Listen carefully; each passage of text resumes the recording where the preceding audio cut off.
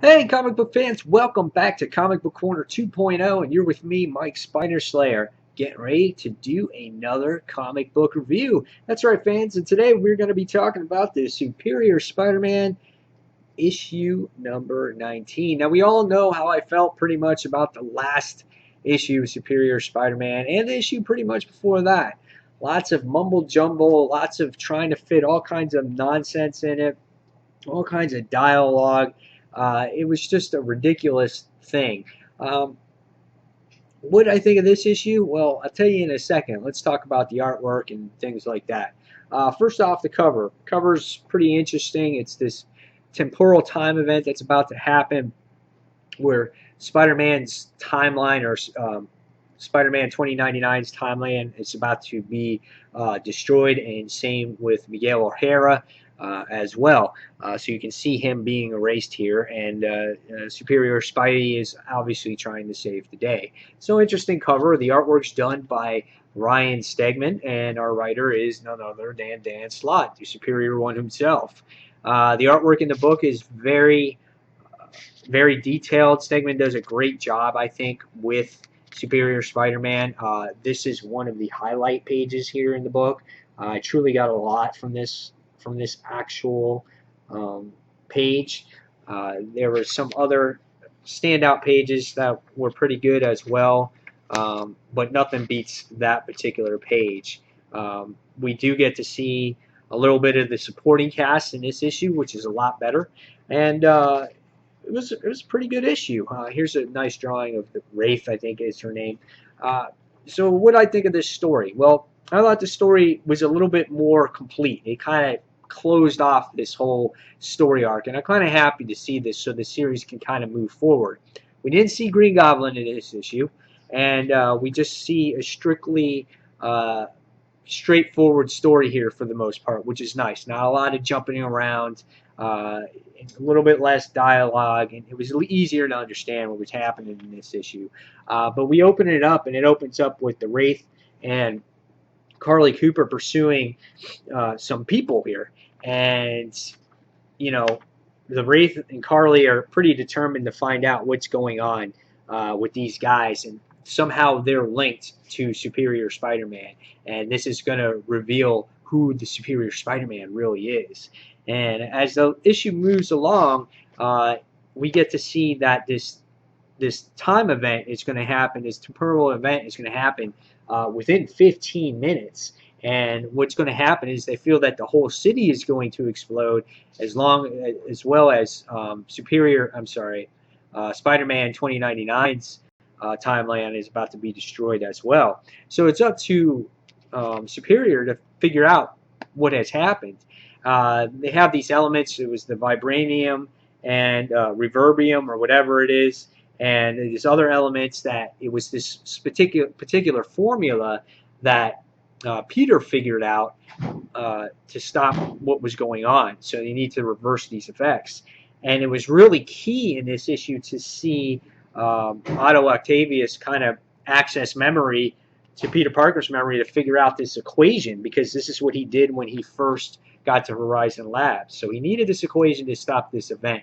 And again, he dug so far into his mind that he is remembering everything that he already tapped into Peter's mind.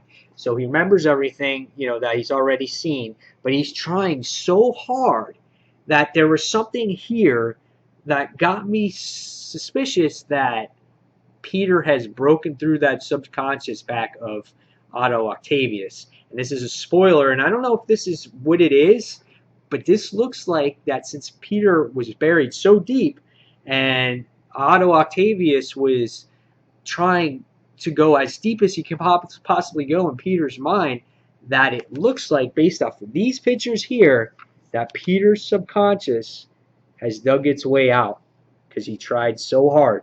And in this process, um, Otto Octavius, or Superior Spider, was unconscious for 8 minutes. That's how hard he dug, and he didn't realize that subconscious, if it is Peter Parker's subconscious, actually unburied itself a little bit there. So we'll see in future titles or future issues of how this plays out. But right now, it didn't have an effect on Superior Spidey. But as the issue goes along, uh, Superior Spidey, in a way, kind of saves the day. Max Modell and Superior wind up going their separate ways, and Horizon Labs is no more. Acclamax is merged with Oscorp now, and it's become Acclamax, so that has stayed true.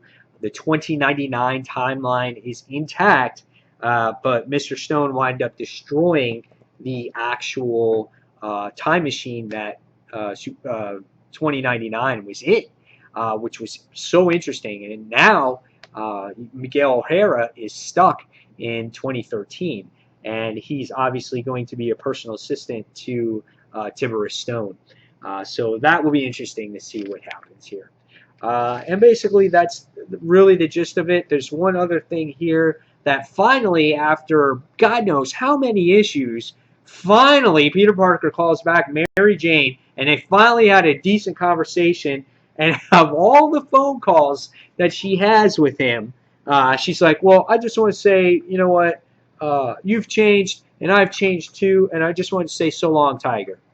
Really? You couldn't send him a letter? You couldn't have like walked to his house? You couldn't have done anything? You just had to call him over and over again? So I thought that was a little bit cheesy. There's other ways to get in contact with people, whatever. It's just weird that way. So in the end, you get to see Carly Cooper find out who Superior Spider-Man really is. And how she finds out, I'll leave you guys to read the actual issue.